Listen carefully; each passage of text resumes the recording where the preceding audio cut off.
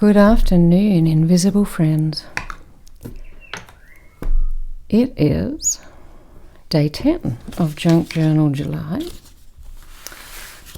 and day 10 is thread. You might be able to tell I've been playing with a bit.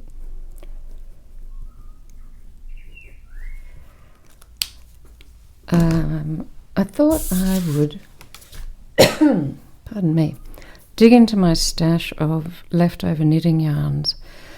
I don't knit anymore, and I just saved some of these eyelash yarns and fancy yarns that I thought might be good for tassels. So I used to find this stuff pretty impossible to work with in terms of knitting or crocheting, but for tassels it's fantastic, and I thought for our day 10 it might be fun to try using some. Often before I put the journal together, I might add a bit of thread down the side. Oops, I've lost the end. Here we go. Down the side of a page like this, and tack it down with glue and sew it on the machine. But I didn't want to fiddle around with that because this is already put together. So I thought I'd try doing this. So just on a strip of book page. The nice thing about this, so I've just zigzagged it. I kind of held it down at the top with the presser foot, and then I twisted. These are 2 strands, so I get extra fluffy goodness. And the nice thing about this is it's not going to perforate this page, and it's also not going to show this, my mess, as I kept changing the stitch length, on this page. I can just glue that in, and if I wanted to, I could even leave that open a bit as a tuck.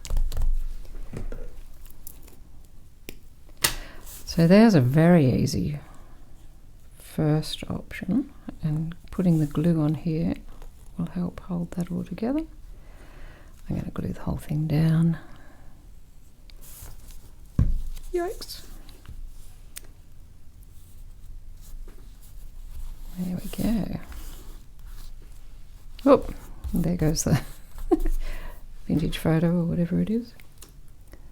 Okay, now before I thought of doing that, which actually might be my new favourite way to attach fibres to a page, because that is now very secure. Sometimes when I just stitch it straight on the page, I worry that it's going to pull out, but that's not going anywhere.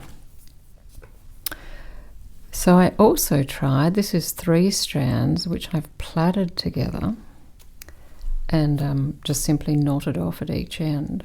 It's like a little pet caterpillar. And it just so happened that it turned out the right length, I thought, for a bookmark. So I'm wondering, here goes nothing. If we try and pierce a hole in the top here without, oh, that's a bit easy, without piercing my fingers, and then choose a brad. These are all fancy brads that somebody gave me, and you know, I don't think I've ever used any of them.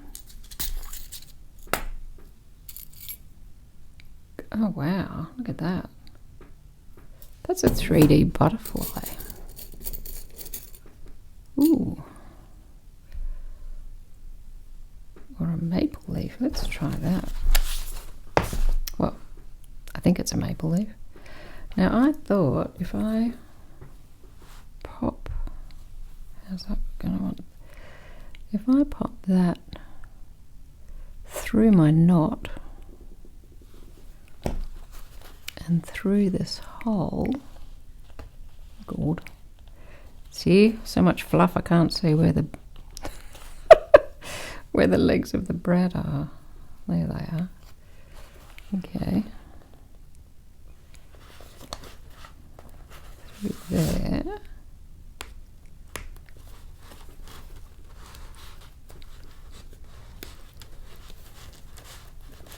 like that. Oh, look at that. Then I got a bit of fluff on there, and on this side a bookmark. Oh, never mind the fragments. I like that. I like that a lot. And now I can pop it in wherever I want. Oh, excellent. Oops. Now I just realised the other thing I was going to try today, I didn't bring in here with me. I'll be back in a minute. Okay, so the other thing I thought about doing to cover this band-aid from yesterday's floating notebook was, this actually works for today's prompt, which is stamps, because I'm doing 2 days at once.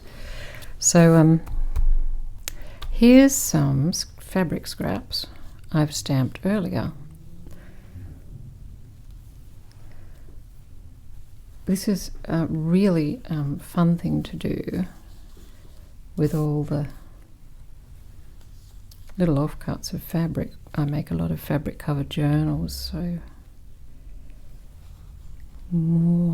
I like so many of these. I love the Lavinia stamps.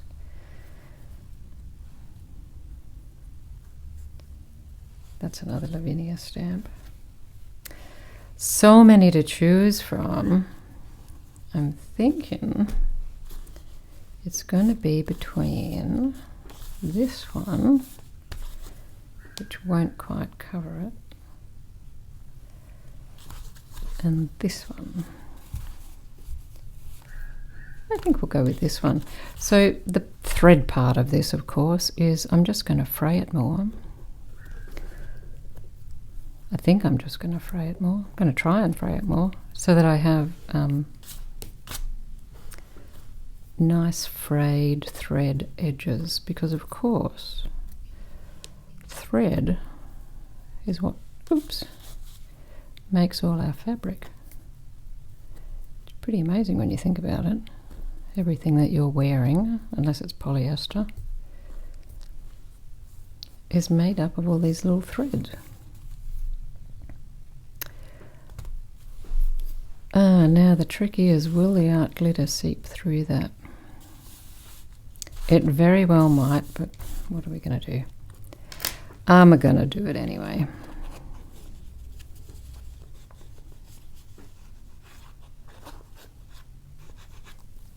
Maybe give it a little smush.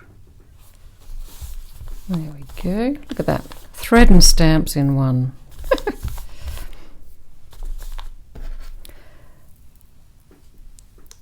I know I've seen a lot of people use pulled off bits of sewing thread and, you know, gathering them up like this and attaching them, but I actually don't like that look very much. So I'll go for a slightly more, I don't know, what do you call it? Consistent use of thread. I mean, it still looks pretty hairy. But anyway, there's my thread spread. And now for day, it's going to be lumpy, for day 11, let's have a look at stamps.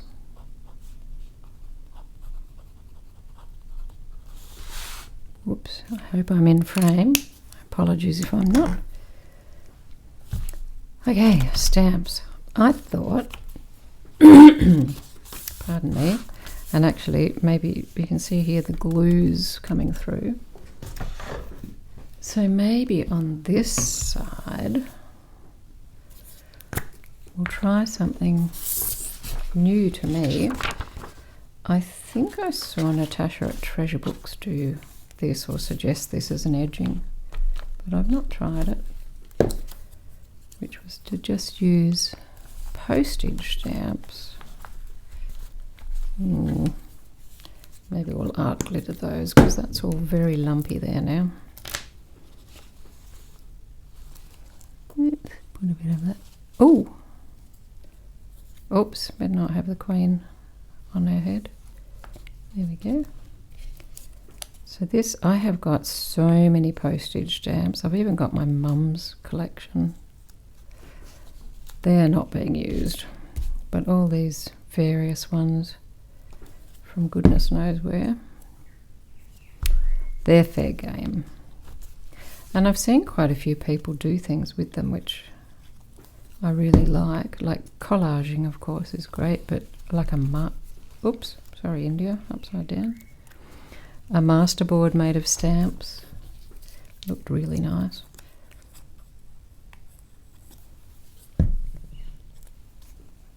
I often use them just as a single piece of decoration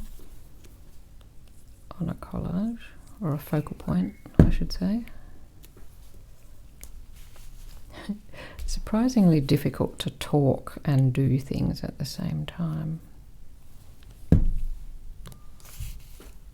There we go. One of the things I love about Junk Journal July is that it just makes me try a whole lot of things that I've been meaning to have a go at and never get around to. And I just happen to have this little lid full of stamps left over from some other project. So this is perfect. Didn't even have to dig around to find them. Okay, and we will finish with this one. So that makes a really nice colourful edging. Look at that. And hides the glue left from this one. So now I've tried 2 page edgings, new to me. I like it a lot. Then of course we've got the other sort of stamps, and I thought I just wanted to show a couple of my favourites. I love these pressed one, this old one. It's a bit hard to read, but it says received. And I get these in the op shop. They're surprisingly expensive new, but you often find them second hand. And they're great, really, really quick to do something with. Yesterday, I spent a very long time, here's a bit of shameless self-promotion. I found this old stamp that I'd had many years ago, which comes with all these tiny little letters that you apply yourself. This took me forever because it's so fiddly. This no longer has an ink pad, and I was doing this because Q and I, we have a glass business where we work in hot glass, and it's called Glass.mad, mother and daughter. And we've been using up book pages to make these little packaging bags for some of our glass goodies when we sell them. I meant to bring one up and totally forgot, so you'll have to use your imagination. Little giraffes, slugs, octopus, that sort of thing. So they'll be wrapped up in tissue, popped in here with a business card, and sealed. And I wanted to make a stamp, and I had been looking online, and we'd decided that we'd try and design one and have it made. Then I found this, and in the spirit of use what you have, I reworded what was on here and discovered, look, this is an archival ink pad, and it fits perfectly here, so I can use that as my ink pad. And that's upside down. Let's try that again.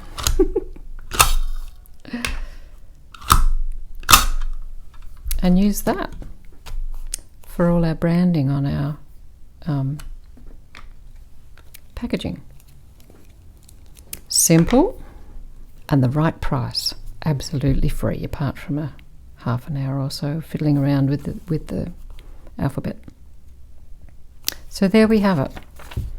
My thread effort and my stamps effort. Short and sweet, just the way I like it. I will see you in a couple of days for the next installment. Have fun journaling. Bye for now.